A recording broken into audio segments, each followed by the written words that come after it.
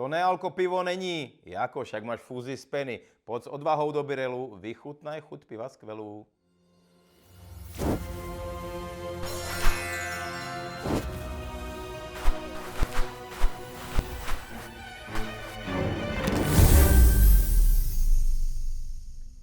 Na Tatrou sa blízka, vetri divo dujú, na nový rok ľudia barčo nasľubujú. Zastavme sa, bratia, veď sa oni stratia, myslím predsavzatia, ledva týždeň platia. Dobrý deň, je tu Heso Jašterák a je na čase vyjadriť sa na tému predsavzatia novoročné. Odpovedám na dopis pána Gustáva. Pamodaj šťastia, Heso, aj tebe, lavička. Prosím vás, určite mi nejaké predsavzatie. Vy mi povedzte, čoho sa mám držať. Vy mi určite. No určite, Gusto. To musíte podľa svojho gusta. Vy si musíte dať nejaké predsavzatie. Ja vám môžem akurát tak poradiť, dávať nejaké náveste, nejaké tipy, aké existujú druhy predsavzatí a vy už si vyberete.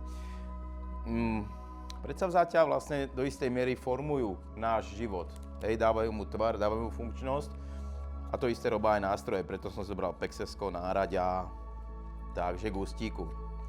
Sekera, vodováha, lopata, štetka, nůžky, šrouby, podložky, matky. Dobre, takže poďme na to. Sekera, tá mi hneď pripomína môjho strýka z Kopaníc, ktorý keď sa zaťal, tak už to držal. On si na nový rok vždycky dal tak silné predsavzatia, tak neskutočné veľké a vždy ich dodržal. Napríklad, že teraz sa pol roka ani nedotkne klokanieho mesa a vydržal. On si napríklad jeden rok povedal, že tento rok ani raz si nebudem volať s Mickom Jaggerom. A predstavte si, vydržalo to. Môžete ísť týmto smerom. Ďalšia karta je vodováha. Vodováha je o balance v rámci nejakých tekutín. A to je presne prípad nášho známeho, ktorý si, no ne, on ale, manželka mu predsavzala, že on tento rok do ruky pohárik nezobere. Splnil, lebo sa naučil piť nohami. Naučil to aj svojich kamarádov, svojich kunšaftov, chodili k nemu. Samozrejme, zo začiatku im to tak nešlo v teniskách, takže pekne na boso, ako náhle došli k nemu, manželka hneď povedala, ne, nevyzúvajte sa. Povedala, radšej budem vysávať, ako oni nasávať. A keď tak kúkam na tú kartu, uvedomujem si, koľko sa týmto skutkom zrušilo stereotypov. Zrazu žena dovolí, aby chlapi behali obutí pobité, pohár sa nedrží v ruke, ale v nohe, dokonca aj prípitok není, tak aj do druhej nohy. Aj do druhej ruky zrazu vzniklo.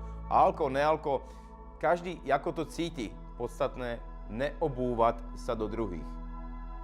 Tretia kartička je lopata. Vymešťte sa, čo je to lopata. A tu si spomínam na nášho jedného z dediny, volali sme ho Janko Teleport, lebo čo nebolo privarené, prišrobované, zmenilo časopriestorové účinkovanie. A jeden deň za mnou došiel 1.1. a hovorí mi Janko Teleport, Heso, ja som si dal predsavzatie, že tento rok nezoberiem do ruky nič, čo mi nepatrí, že ja už s tým chcem skončiť. Hovorím, že Janičko, super, žehnám ti, tvoje totémové zvíra bude antilopa a verím, že ti toto antilopovanie vydrží celý rok. Už 4.1. mi volal, pane Heso, nevím sa s tým vysporiadať, ale musím povedať, jak to je. Bol som v obchode, videl som, že pani si zabudla v nákupnom košíku peňaženku, už ma bralo, ale som si spomenul, čo som si predsa vzal, tak som si napokon tú peňaženku predsa vzal. Potom tu máme teda ešte štetku, to mi hneď pripomína jednu holčinu, no nič, že nemusí to byť len predsavzatie, ale toto bolo predsedavzatie, skrátka predstavme si katarínska zábava, najprv hriešný tanec, potom hriešný kanec a nakoniec nelen baby v koute, ale aj baby v bruchu.